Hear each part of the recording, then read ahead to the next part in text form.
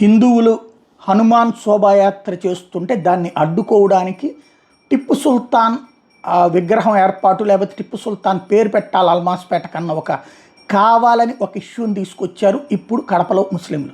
దాంతో ఆ హనుమాన్ విగ్రహం ఉన్నటువంటి ఆ ప్రాంతానికి హనుమాన్ సెంటర్ అని పేరు పెట్టారు. అల్మాస్పేట హనుమాన్ సెంటర్ అన్నటువంటిది హిందువులు అది హోర్డింగుల మీద ఫ్లెక్సీల మీద పెట్టారు కాబట్టి దానికి వ్యతిరేకంగా హిందువుల మీద రాళ్ళు రువ్వారు ముస్లిం సామాజిక వర్గానికి సంబంధించినటువంటి కొంతమంది రాడికల్స్. దానికి ప్రతిగా వీళ్ళు తిరుగుబాటు చేయాల్సి వచ్చింది. ఈ సందర్భంలో భారతీయ జనతా పార్టీకి పెద్ద ప్రశ్న అయిపోయింది. హిందూ సంఘాలు చేస్తున్నది ఏమైనా తప్ప బూతా లేదు. టిప్పు సుల్తాన్ విగ్రహాన్ని టిప్పు సుల్తాన్ పేరు పెట్టాలని కోరుకుంటే ఒప్పుకుంటారా బీజేపీ? లేదు. కాబట్టి ఉద్యమించాలి. అయితే కూటమిలో భాగస్వామ్యం ఇప్పుడు పెద్ద పరీక్ష అయిపోయింది.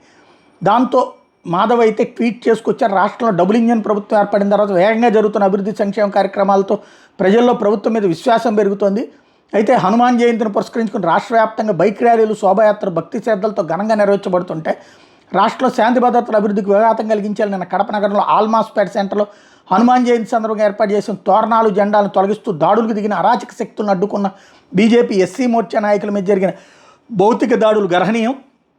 దాడులు దిగిన వారిని చెదరగొట్టే క్రమంలో పోలీసులు లాఠీచార్జ్ చేస్తున్న సమయంలో స్థానికులపై లాఠీచార్జ్ చేయదని సర్ది చెప్తున్న జిల్లా బీజేపీ అధ్యక్షుడు మీద చేసుకున్న పోలీసు అధికారి మీద వెంటనే పోలీస్ శాఖ క్రమశిక్షణ చర్యలు తీసుకోవాలి. ప్రశాంతం కార్యక్రమం నిర్వహిస్తున్న వాళ్ళ మీద కాకుండా దాడులకు దిగిన వాళ్ళ మీద కఠిన చర్యలు తీసుకోవాలని పోలీస్ శాఖను కోరుతున్నానని ప్రకటించారు. కానీ వాళ్ళేమో తీసుకెళ్లి బీజేపీ నాయకుల్ని జైల్లో పెట్టినటువంటి పరిస్థితి. ఏమనాలిక?